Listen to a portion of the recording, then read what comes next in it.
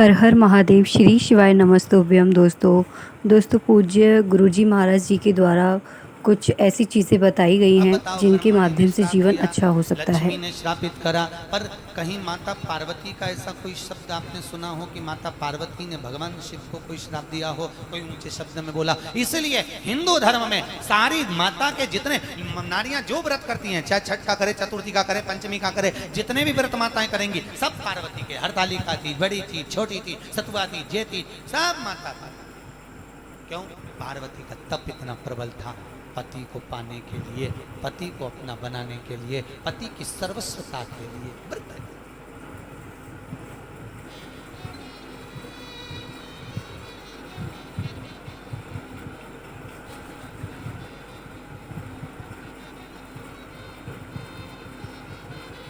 शिव एक आगे वर्णन आया। अभिमुक्त नगरी काशी में भगवान भैरव जी को भगवान शंकर ने भेज दिया और शिव जी ने भेजा और कहा, काल भैरव के रूप में तुम पूजित हो। काल भैरव के रूप में कौन कौन ने दर्शन करें काशी में? काल भैरव करें। हर हर महादेव हर, सबने करें दर्शन। काल भैरव हाजिरी भरने वाले। आगे चरित्र आया, भगवान शिव के सुंदर स्वरूप का मूलभूत जो शिवलिंग है उसके निर्माण का क्रम बताया गया। ब्राह्मण हो, क्षत्रिय हो, वैश्य हो, शूद्र हो, चारों वर्ण के लोग शंकर जी के शिवलिंग का निर्माण मट्टी का कर सकते हैं, पूजन कर सकते हैं। ब्राह्मण को श्वेत मट्टी का शिवलिंग बनाना चाहिए। कौन सी मट्टी का? श्वेत मट्टी, सफेद। वैश्य को पीली मट्टी का शिवलिंग का निर्माण करना चाहिए।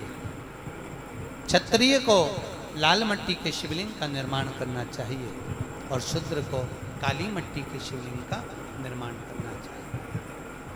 कुछ बातें शिव महापुराण में जो वर्णित करी गई, जैसे दीप महत्वता, घर में 2 दिए हमेशा रखना चाहिए, घी का दिया हो चाहे तेल का दिया। ज्यादा से ज्यादा दियों को बदलना नहीं चाहिए। जैसे मालूम पड़े आज ये वाला दिया लगा दिया, फिर 15 दिन चला उसको फेंक दिया, दूसरा दिया लगा दिया। शास्त्र कहता है, शिव महापुराण कहती है, जिसके घर में दिया एक लेता है और वही दिए में निरंतर बत्ती लगती रहती है तो उसके घर में संपदा की वृद्धि होती रहती है। दिया ज्यादा नहीं बदलना चाहिए। संपदा की, जैसे जिसके घर में संपदा की कमी हो, 1 रुपए कमाओ 1.25 रुपए खर्च होता हो, पैसा हाथ में नहीं दिखता हो, तो शिव महापुराण में बड़ा सुंदर वर्णन किया गया।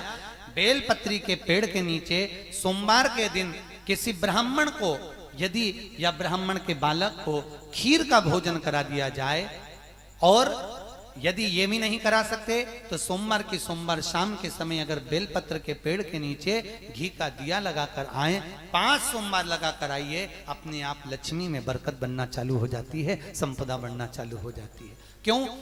रुद्राक्ष का वृक्ष भगवान शंकर के नयन अश्रु से बना है और बेलपत्री का वृक्ष माता पार्वती के नयन अश्रु से बना है। नयन अश्रु। देखो, बेलपत्री के पेड़ के नीचे शाम के समय लक्ष्मी का वासा हो जाता है। जैसे आपने पीपल के वृक्ष की गणना सुनी होगी ना, पीपल के वृक्ष की गणना में पद्म पुराण के अंतर्गत बड़ा सुंदर वर्णन किया गया है और अग्नि पुराण में, कि पीपल का जो वृक्ष है उस वृक्ष की गणना में सुबह 4 बजे से लेकर 7 बजे तक पीपल के वृक्ष में भगवान ब्रह्मा का वासा होता है। किसका वासा है? ब्रह्मदेव। 7 बजे से लेकर पीपल के वृक्ष में 10 बजे तक पीपल के वृक्ष में भगवान विष्णु का वासा होता है। किसका वासा है? भगवान विष्णु का। 10 बजे से लेकर 11:30 बजे तक पीपल के वृक्ष में पितरों का वास प्रारंभ होता है। पितर जानते हो ना? पितर जानते हो ना सब लोग? पितरों का वास 11:30 बजे तक। इसलिए हमारे शास्त्र विधान में कहा गया, श्राद्ध पक्ष में अगर ब्राह्मणों को भोजन कराना है, श्राद्ध पक्ष में अगर ब्राह्मण जिमाना है, तो 11:30 बजे तक घर में ब्राह्मण जिम लेना चाहिए। 11:30 के बाद में पितरों का वास्ता समाप्त हो जाता है, पितरलोक के दरवाजे बंद कर दिए जाते हैं। तो 11:30 बजे तक पितरलोक के दरवाजे खुलते हैं, तो 11:30 बजे तक पितरों का वासा। 11:30 के बाद में पीपल के वृक्ष में आहूतों का वासा होता है। आहूत जानते हो, जो बच्चे गर्भ में शांत हो जाते हैं, 6 महीने के बाद शांत हो जाते हैं और कुंवारी अवस्था में मर जाते हैं, उनको आहूत कहा जाता है, आहूतों का वासा। फिर पीपल के वृक्ष में वासुकों का वासा चालू हो जाता है।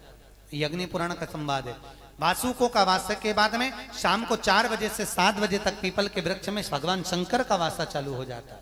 7 बजे के बाद में पीपल के वृक्ष में रात्रि को 8 बजे से 9:30 बजे तक पीपल के वृक्ष में कुबेर का वासा होता है। इसलिए दीपावली के दिन रात्रि को 9 बजे जो पीपल के पेड़ के नीचे घी का और एक तेल का दिया लगा देता है, उसके यहाँ कभी संपदा की कमी नहीं होती।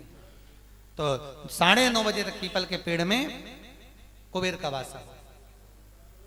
ऐसे वासों का क्रम कहा गया है।